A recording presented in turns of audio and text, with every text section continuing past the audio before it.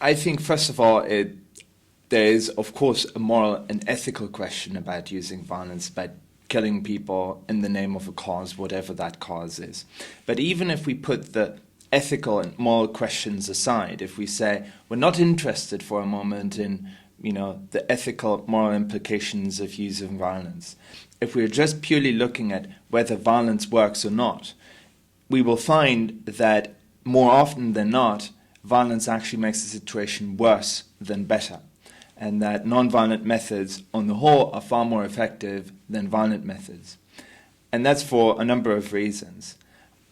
People who use violence believe that violence actually has a mobilizing effect, that if people see acts of terrorism, for example, being carried out, that they believe that the revolution is coming, the movement is strong, that now is the moment to join the revolution.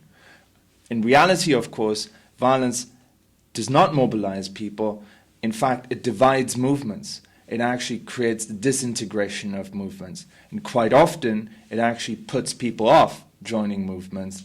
It triggers the division of the opposition between moderates and extremists. So rather than assuming that violence mobilizes people and makes more people join the movement, more often than not, it actually has the opposite effect.